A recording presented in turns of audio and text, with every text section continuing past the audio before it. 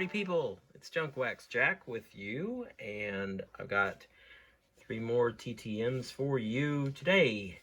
We're going to start with one where my lady friend has the envelope right now. So we'll just have to wing it, right? Kevin Elster, $3 a card, which is honestly not bad at all. Was a shortstop, best known to me as a member of the New York Mets, but he played with quite a few other teams: the Yankees, the Phillies, the Rangers, the Pirates, the Rangers again, and ended his career with the Dodgers. He did pick up the World Series ring with my beloved '86 Mets, and actually got Comeback Player of the Year in '96. We'll get back to that in just a second. Drafted by the Mets, showed a lot of promise.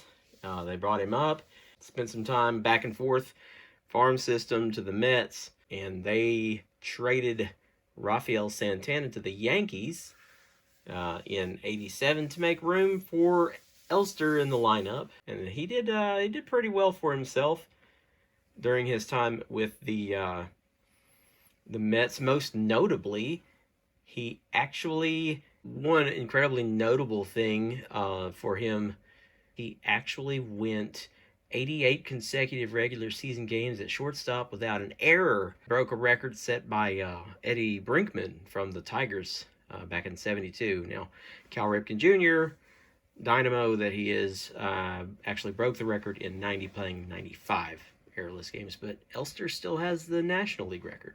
He was, started off pretty promising with the bat, kind of slowed down. Had shoulder surgery.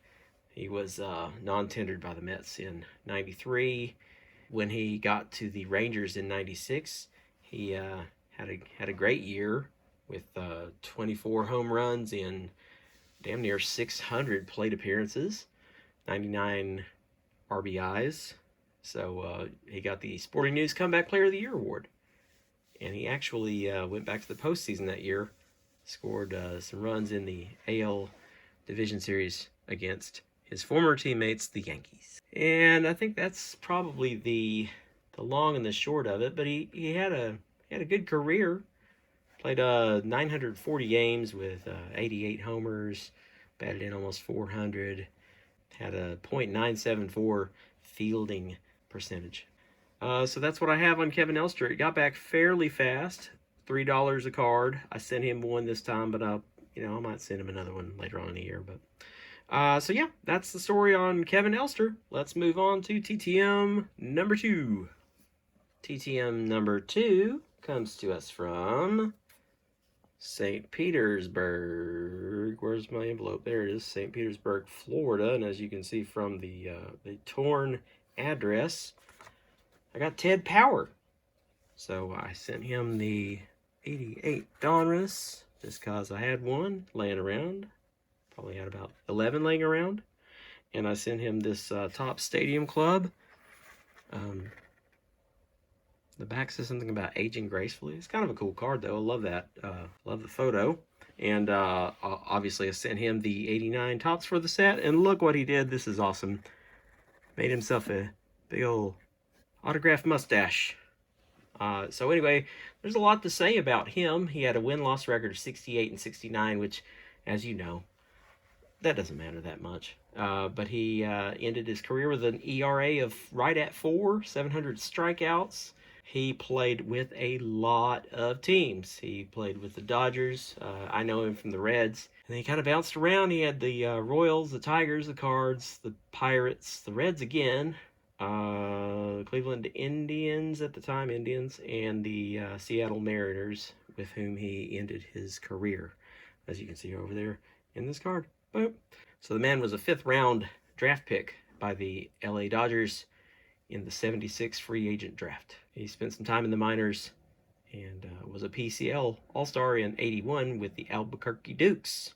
Got called up to the Dodgers, and he was the only pitcher to win 20 games that year, which is actually a bigger deal than it sounds, I suppose.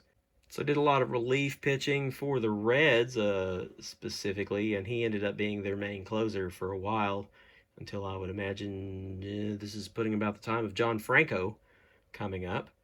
He actually transitioned from relief and went into the starting rotation for the Reds in '86 because of a couple of other pitchers getting injuries. That would be Mario Soto and John Denny. Looks like around '88 he ended up getting traded to the Royals with Kurt Stillwell. That's kind of interesting. I don't remember ever seeing a card of Stillwell in his in Reds uniform. I'll have to look that up. But they traded him off for Danny Jackson, which ended up being a good trade, at least for '88, I believe. Wasn't Danny an All-Star, I think? And Angel Salazar. So he headed over to the Royals.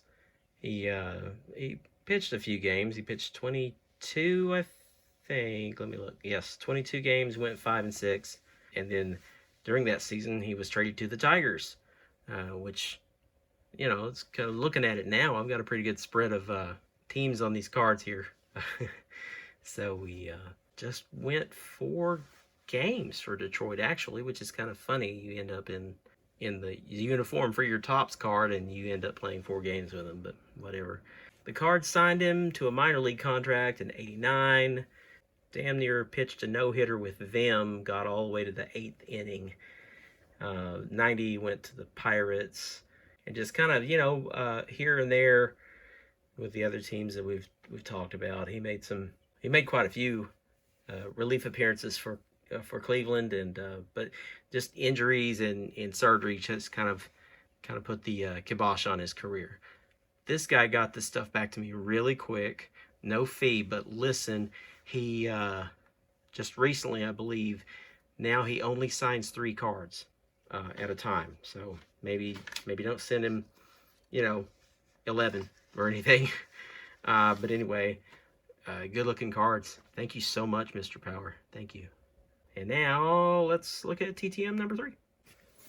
TTM number 3 comes to us from North Texas. Oh, so glowy.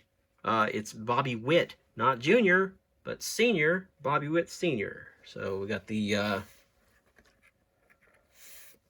89 Topps for the set. We got the this 91 score. Actually, just kind of don't care about that 91 score set, but that card looks great signed. And the one of the Score Young Superstars. There's so much to tell you about Mr. Witt, and I don't know if I could do any of it justice, but I know him as a member of the Rangers. He played with a bunch of other teams, but most of his time looks to be... He spent the longest stint with the Texas Rangers. The man ended up with almost 2,000 strikeouts, had a win-loss record of 142, 157, just had a hell of a career. And now, what do you know, like his kid's doing really well in the bigs, isn't he? Bobby Witt Jr. All the buzz that first game. He impressed a lot of people and did a great job. So I'm looking forward to watching him become a big deal too. Mr. Witt doesn't charge. He's pretty quick. I think I got these back in maybe a month, a little less than a month. Damn good return. His signature looks great. I really like the signature, especially on the 91 Score K-Man card. Who'd have thought? There's actually use for those cards after all. But anyway, thank you so much, Mr. Witt, for a great return. These are good-looking cards, great signatures. So let's sum it up here.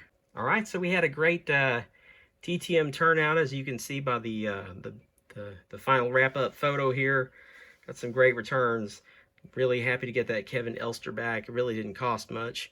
You know, I think I'm getting the free ones and the cheaper ones out of the way first, I suppose, because some of these guys are probably going to be pretty pricey, and we'll see how that goes. But anyway, thank you for tuning in, and I hope you enjoyed the TTM returns. Like this video and subscribe to the channel if you'd like to see more. I've got some pack opening videos coming up, but also lots of TTM. So yeah, thanks for watching, and this is Junkwax Jack signing off. You take care, enjoy that baseball, and I'll see you again real soon. Bye!